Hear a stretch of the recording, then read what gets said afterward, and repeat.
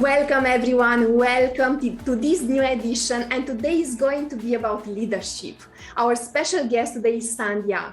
Sandhyaa is an executive coach with 21 years of experience.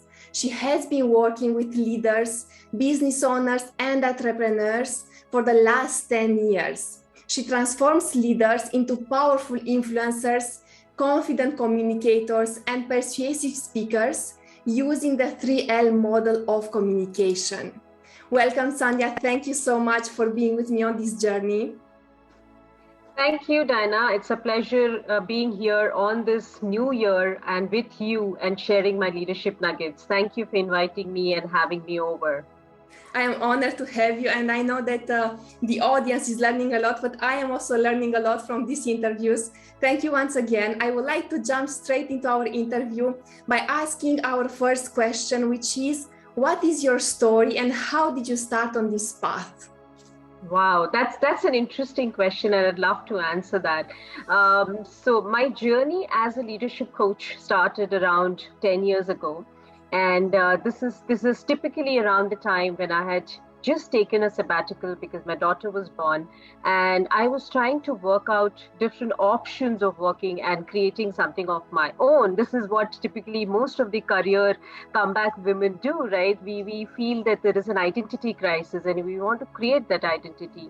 So while I was working on different models, I was anyways a communication expert. I was an accent trainer. I was working with a lot of organizations on a freelance basis at that time. And here is where I once got a chance to be a motivational speaker. I was invited to address a set of women entrepreneurs and leaders. And since then, there is no turning back. And that's one motivational speech. And I think what I did in that speech is nothing but share my story, nothing but talk about how personal challenges were, how I managed my kid, and then I had to finally leave my job, but go through identity crisis, go through many hormonal changes, many things. It's just like you can't even count it on fingers. What I did in that speech was just share my story, share authentically what I went through, and I guess women in that forum related to it, and they could bounce back and think of me as an inspiration, which was not the idea of the speech. The idea was just meet, network, and do business there. But that's where I felt that women at that level, when they want to take that leap of faith and they want to launch their businesses or start their businesses, they do need motivation. And what else if we get a girl tribe or a women tribe? That's how it started, Diana. But then slowly, of course, I moved to men. I'm not gender biased, so I did start coaching corporate men as well. But that's how it started in 2013 for me. So I started with women. Then, of course, now I do corporate leaders and C-suite leaders. So basically, even today, I guess my entire coaching is around experience sharing and expertise and knowledge sharing.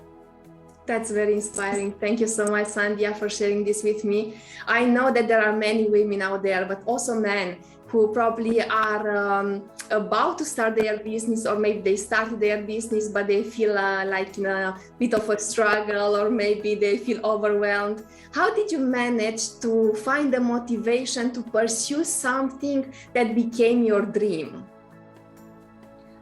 That's an interesting thing. Yeah, for one to continue something that you've started is a journey which is difficult, is a decision which you have to make every day. And this I keep telling even to my coaches who get certified with me under this program that I launched 3 years ago. So a lot of the coaches who get mentored by me, I tell them this. You will never regret the decision of transforming one life, because if you've transformed one life, that becomes your word of mouth, and that becomes the reason why you get up every morning. That's typically what happened for me. Just not a quote, but every day. If there was a single day when I felt that I need to change my journey, let me get back to my corporate world, the 9-to-5 job. I would get some motivation from someone, around the world who had inspired or wrote something and that transformed their life, or something changed in their life because of the way I had coached them. It would again bring me back to track saying, you know what, you need to do this. This is what you're meant to do. So that's something, that's a message for all the coaches and people, mentors, healers, therapists who are working with people, human beings.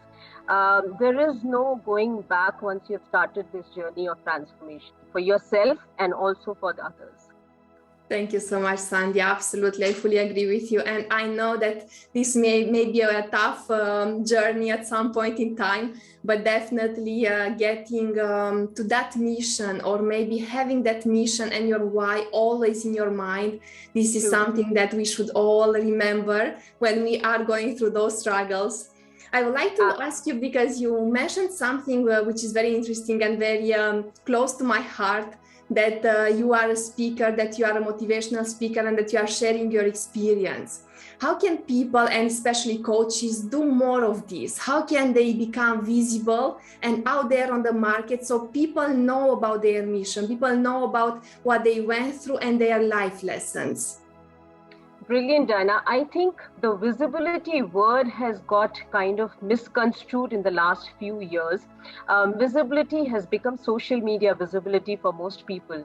But I feel the visibility starts the day when you actually started working with people, because like I said in my previous question, that the people are who actually become your word of mouth referrals. Now, the second thing I want to tell men, women, whoever, if you're planning to motivate and inspire people, you better be true to yourself and better be true to the audience. There is no way you can fake your story. There is no way you can fake your journey.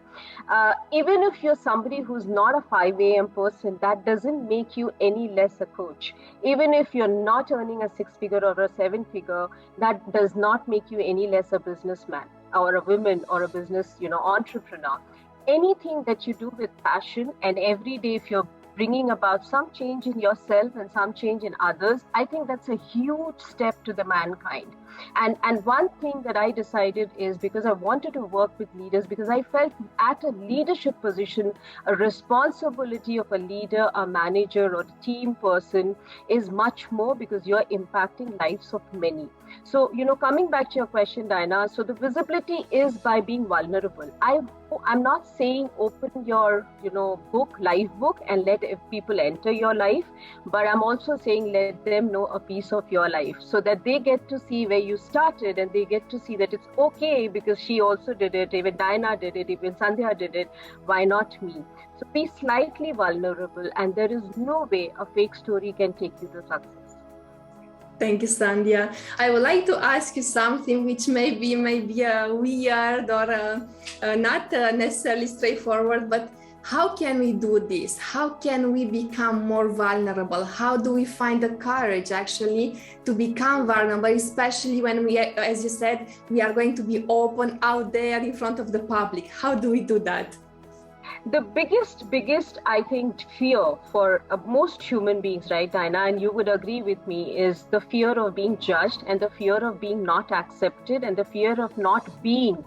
Now, being like human being, right? We all want to belong to a particular society, a particular set of people, a particular group, right? Since school, we always want to be part of that special group, right? And this is what happens with all of us, men, women, children, infants, teenagers. We all want to be part of that group. We want to belong. The day we drop that fear and we be ourselves, it's not easy. Like, you asked me, there is no overnight solution, there is no overnight tip. But the first thing that you can do to be true to yourself, and this is standard, and I think healers have been talking about it, is to start journaling. The day you start journaling, it's like a mirror to yourself. You see what kind of emotions you go through. And while you're writing journals as well, at least be true to yourself. That's the first step. So when you journal, even if you want to tear it and throw it, you can do that. But do write your journal so that you're true to yourself first. And you will see an outpour of emotions, which will be negative. You'll hate yourself for writing that. You'll hate yourself for being so jealous, being so angry, being so irritated with the world. But that's okay. That's the process of transformation. And it's okay even if you've transformed and you had those feelings. The idea is to be open to the fact that I'm a human being, and I will have those feelings of, anger. I will have those feelings of jealousy. How do I overcome these emotions, and how do I then walk up to the world and say, hey, you know what? I was jealous of my friends, but this is how I overcome it. Now, the first step, like I said, is gratitude journals and journals. If you can start doing that, the first step is to be true to yourself. And then I feel that it's a much easy journey because you're not answerable to anybody but yourself.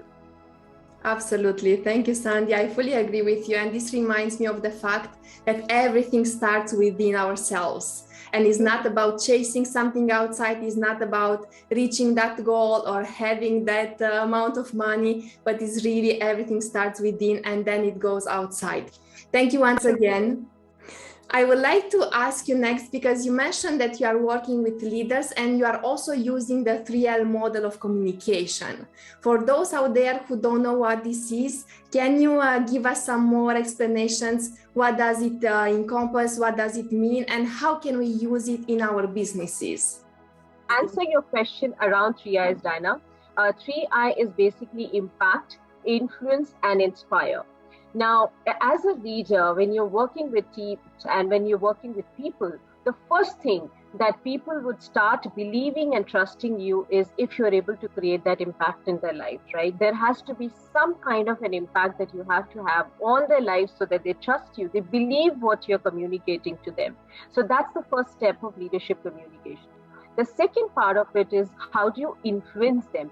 Influence cannot be something that can happen just by few motivational speeches, right, Diana? You need some kind of persuasion techniques for people to trust what you're saying, not only trust, but see the path. So for example, I'm a leader, I need to show them that this is the path I've traveled and this is how it is going to be for you as well. It may not be the same, but this is how it is going to be. So you influence them by walking that path, you influence them by showing the journey, you influence them by guiding them and mentoring through that journey. The last bit of it is inspiring, which is important because if you inspire them, they remain loyal to you and the organization. And that's what most organizations want, right? They don't want their employees to leave. Now, if a leader can hold on all these three values or three these typical, important components of leadership, I feel, and specifically I say leadership communication, I feel the team is much bonded, the engagement levels are high, and you can drive business results faster because you've already started by impacting them, you're already influencing them to take action, and the last one is you're inspiring them to be loyal to the organization, loyal to the team, right? So that's how the 3I effect is very, very powerful. Thank you so much, Sandhyaa. Actually, this reminds me of my own journey in the corporate world. I have been working for 10 years in the corporate world, and I have been also in leadership positions. And sometimes I had the impression that not everything relies on me, that obviously I have my role as a leader to inspire and to guide the team, but there is something that each one of us should be doing in order to be really like a team and in a cohesion manner to move forward towards our vision. And I would like to ask you, based on what you mentioned just now, do you think that everyone in the team, every staff member could actually apply these 3 steps? Not only the leadership, but also them to inspire maybe their colleagues, to inspire other people around them and to influence them in certain moments in the discussion. Absolutely. And that's the rapport that we as a leader, have the responsibility of, Dinah. Like you said, you can't have everything on your shoulder as a leader. Sometimes you have to let go some of these responsibilities. But you can only let go if you build that trust and rapport and you know that this person in your team can be delegated that task, right? And when you delegate, you also prepare them, you coach them to start inspiring somebody below them, right? Now, that's how we start engaging. Now, one thing that I also feel sometimes is bringing in hierarchy when you are in a team really impacts the team in a very negative manner, sometimes, not always.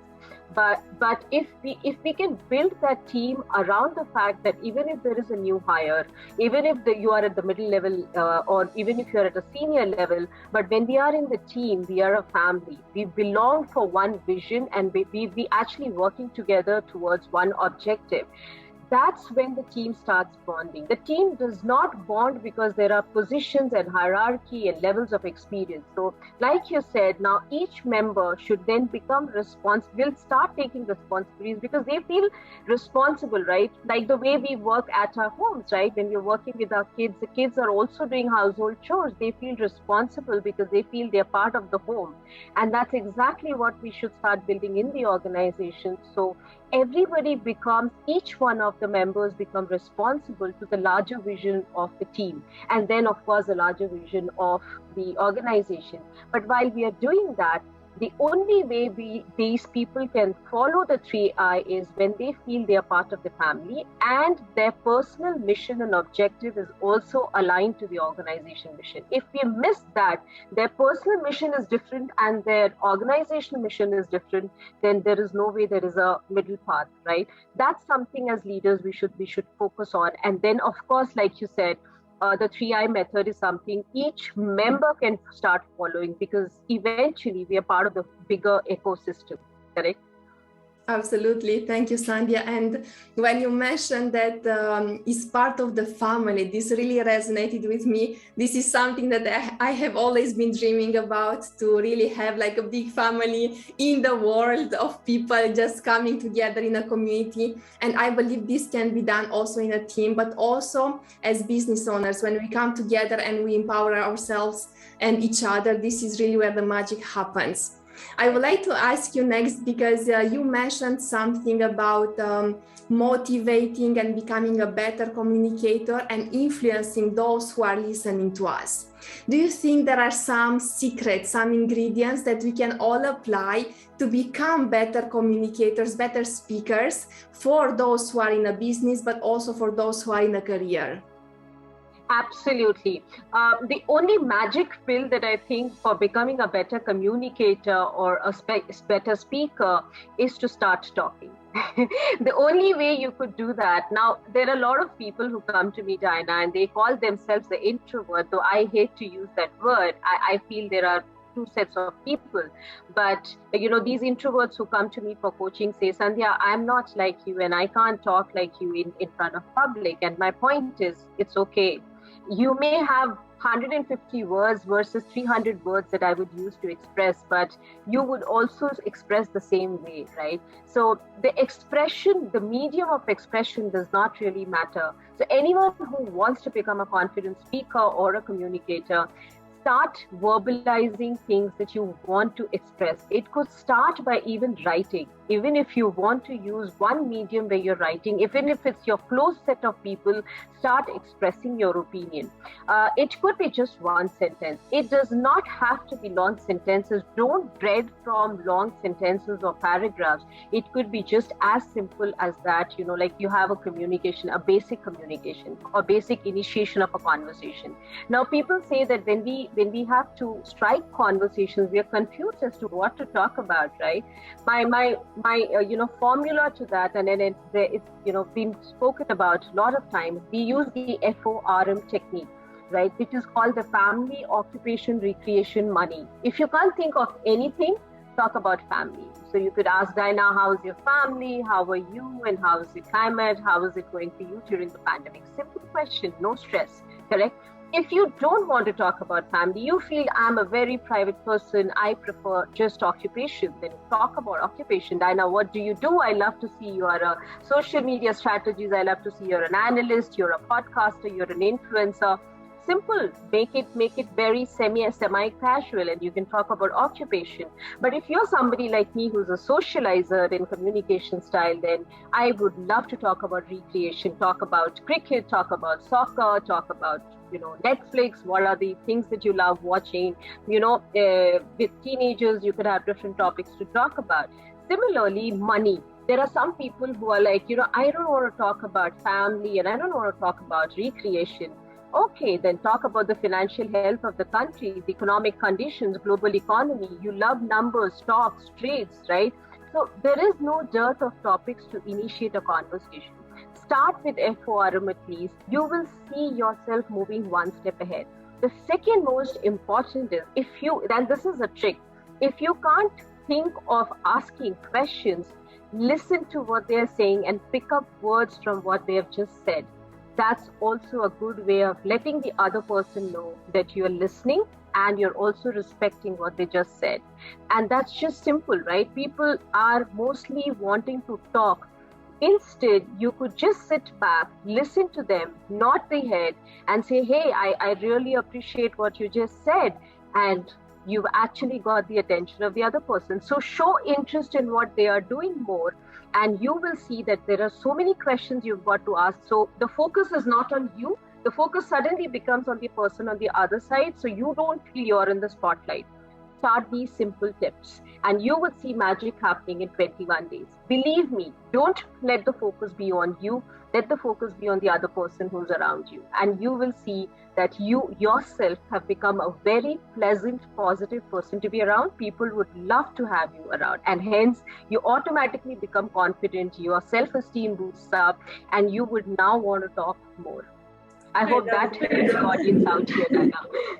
I absolutely love that. And I remember around 6 or 7 years ago, I was extremely shy and I didn't know how to start being more confident and really transforming my life and be able to just speak to people.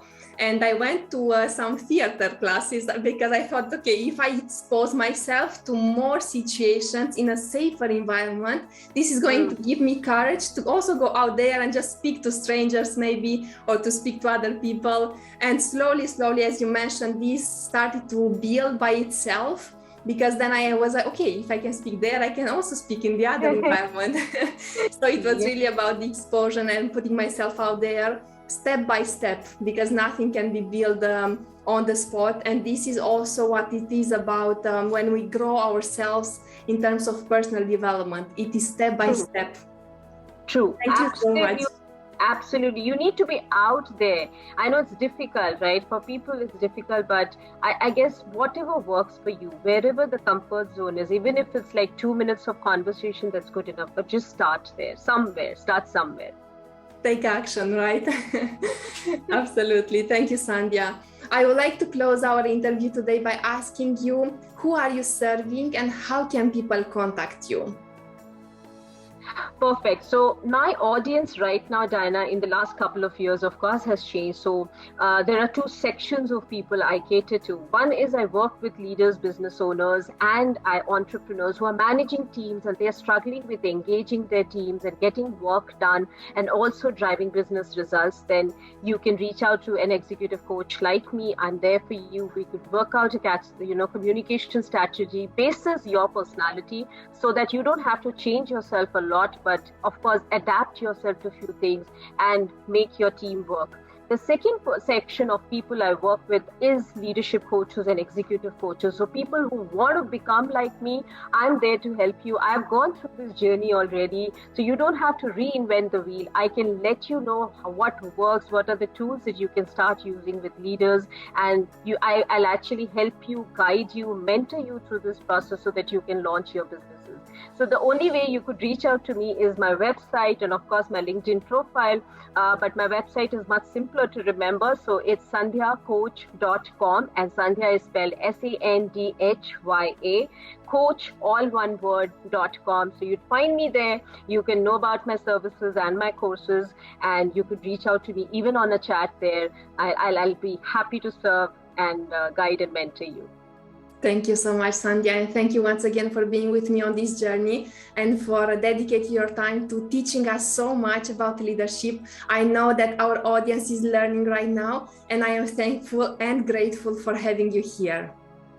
Absolutely my pleasure, Diana. It was so nice talking to you. And, getting these questions also puts me into a reflection of what journey I've just covered. So, whenever you have these podcasts, and I think you've done a brilliant job. If you were saying that you were somebody who was not comfortable of audience, you are an absolute fabulous person to speak to, such a pleasant personality. I really loved having you also as one of my interviewers. Thank you for having me over. Thank you once again, Sandhyaa. And for those of you listening to us, stay connected because there is so much more to come.